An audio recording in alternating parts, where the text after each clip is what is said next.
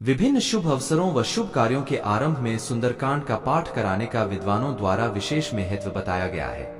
पाठ कराने से मनोवांछित, अभिलषित फल की प्राप्ति तथा आत्मा की शांति के साथ ही घर में सुख समृद्धि भी होती है, ऐसा माना जाता है। धर्म विशारदों की ऐसी मान्यता है कि सुंदरकांड के पाठ से महावीर हनुमान अति शीघ्र प्रसन्न हो जाते हैं और उनकी कृपा सरलता से प्राप्त होने लगती है। सुंदरकांड में हनुमान जी ने अपने अनुपम साहस, अतुलित बल और प्रखरतम बुद्धि के द्वारा सीता जी की खोज की थी।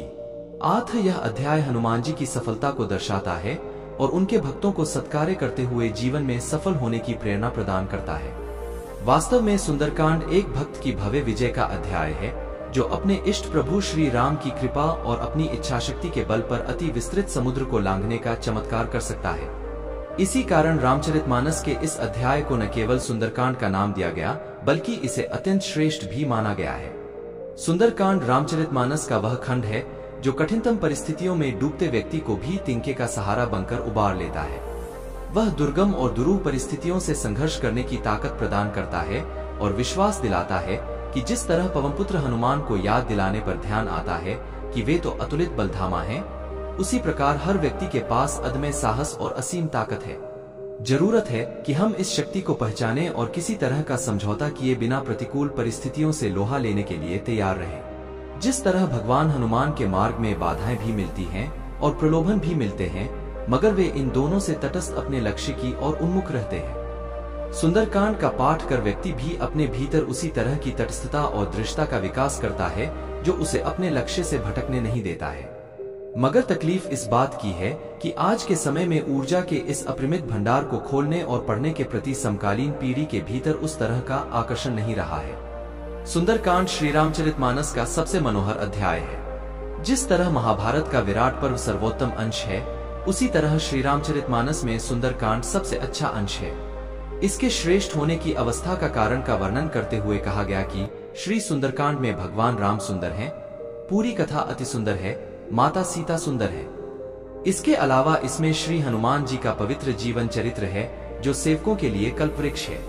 अगर आपकी कुंडली का कोई ग्रह आपके जीवन में नकारात्मक प्रभाव डाल रहा है, तो सुंदरकांड का नियमित पाठ करने से उस ग्रह का प्रभाव कम हो जाता है। प्रत्येक मंगलवार और शनिवार को इसका पाठ करने से मंगल तथा शनि ग्रह के बुरे प्रभाव समाप्त हो जाते हैं।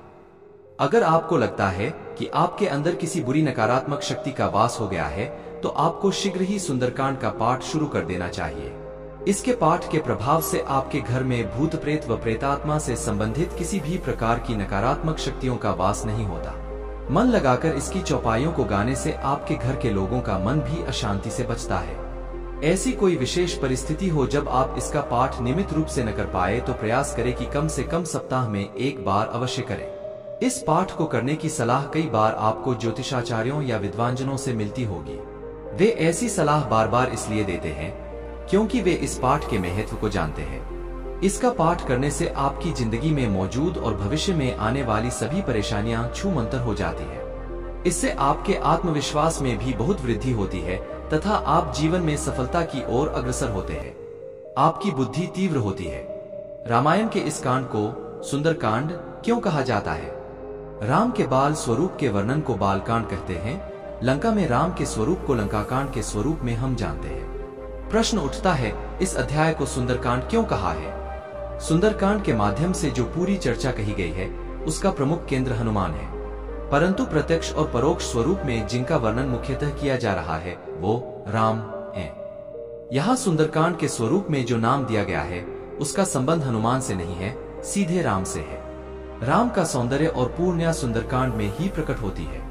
अब वो किस प्रकार से, ये हम सुंदरकांड में देखेंगे, समझेंगे। यहाँ सुंदरकांड राम पर केंद्रित होकर प्रस्तुत कर रहे हैं। जो ग्रंथ है ही राम के चरित्र का वर्णन करने के निमित्त लिखा हुआ, उसमें सुंदरकांड नामक स्थान पर राम का चरित्र किस प्रकार से उभर कर आ रहा है, ये बात जब समझ में आती है तो शब्द की सार्थकता स्वतः ही प्रकट होती है। रामचरित्र में यदि प्रवेश करें तो जानेंगे कि राम किस प्रकार से मानवीय स्वरूप में अकर्ता भाव को प्रस्तुत करते हैं। समर्पण सदैव स्वयं के अकर्ता भाव को धारण करने से ही प्रकट होता है। जो करता है, अर्थात जो स्वयं को कर्ता समझता है, वो कभी भी समर्पण को प्राप्त नहीं कर सकता। राम हो अथवा कृष्ण, ये दोनों ही चरित्र मानवीय जीवन में किस प्रकार से जिया जाए, इसके उत्कृष्ट उदाहरण के स्वरूप में सदैव से माने जाते रहे हैं। मनुष्य की पूर्णता ही राम और कृष्ण के स्वरूप में है। दो छोर होते हुए भी ये पूर्ण है। मानव अपने मानवीय स्वरूप में ही जीवन को व्यतीत करते हुए किस प्रकार से पूर्णता को पाए, ये बात ज्ञानियों ने जिन दो जीवन के समक्ष देखी उन्हें ही भगवान कहा। इन दोनों ही व्यक्ति श्रेष्ठों ने स्वयं को भगवान कभी नहीं कहा। यहाँ ध्यान देने योग्य है, भगवान शब्द का प्रयोग किया गया है।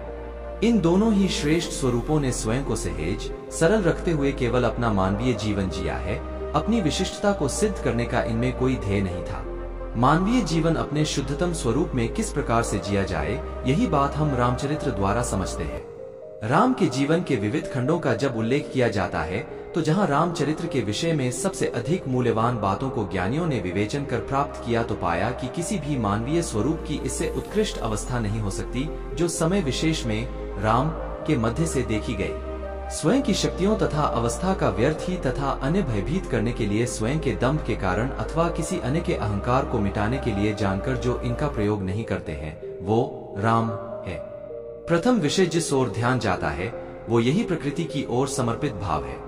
प्रकृति की सीमाओं में उनका उल्लंघन किए बिना प्रकृति को पूर्ण सम्मान देते हुए जो व्यवहार है, वही राम की मर्यादा है। श्री हनुमान जी के कृपा प्रसाद स्वरूप यह प्रेरणा और कर्मशिक्त भी उन्हीं मंगल मूर्त जी का ही है।